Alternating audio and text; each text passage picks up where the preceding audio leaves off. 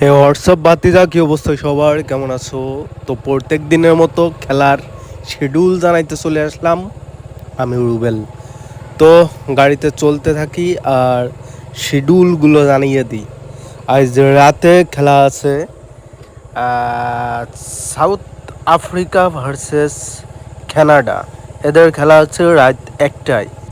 আর ভাতিজারা আগামীকাল কিন্তু সেই high voltage match Brazil versus Japan, এদের খেলা আছে আগামীকাল রাত 11টায়। তো তোমরা জানো বেসিক্যালি আমি ব্রাজিলের সাপোর্টার। তো আমাদের দল কিন্তু কোনো ছোটোখাটো দলের সঙ্গে খেলে না। আমাদের সেরকম কপালও না যে জর্ডান ক্যাপিভার দেয়ারটার সাথে পড়বে। আমাদের সেরকমভাবে ট্যাকেল দিয়ে উপরে উঠতে হচ্ছে। তো যাই হোক, যা হবে তা দেখা যাবে আগামীকালই। ইনশাল্লাহ ভালো কিছুই হবে। তো আমাদের দল ইনশাল্লাহ উইন হবে, এইটাই আশা রাখি। আর গতকাল যেসব খেলা হয়েছে সেই সব খেলার ফলাফলটা এখন জানিয়ে দিচ্ছি। গতকাল তো আর্জেন্টিনা খেলছে, জানেন, জর্ডানের সঙ্গে।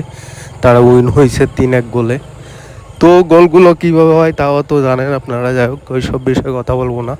উইনও হয়েছে, জিতেছে, এইটাই বড় কথা। এখন জানিয়ে দিচ্ছি গতকালকের ফলাফল। Croatia versus Ghana.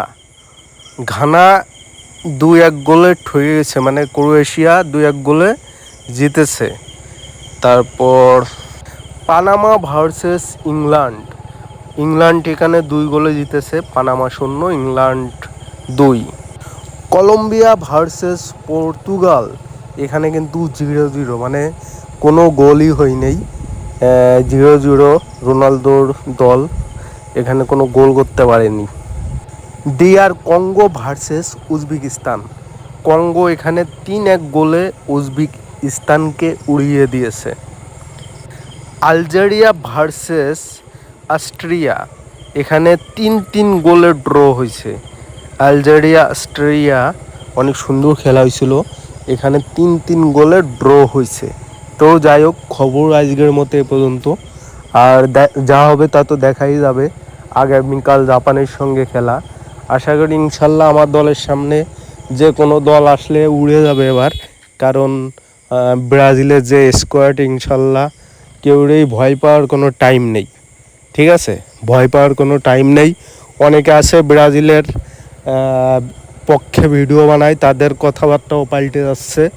মানে জাপানের সঙ্গে হেরে যাবে, তারা অলরেডি মানে এমন ডিসিশন নিয়ে ফেলছে। তলে ভাই, আমার কথা হচ্ছে হেরে যাক জিতে যাক, জিতলেও ব্রাজিল, হারলেও ব্রাজিল, এটা হচ্ছে আমার কথা। ভালো।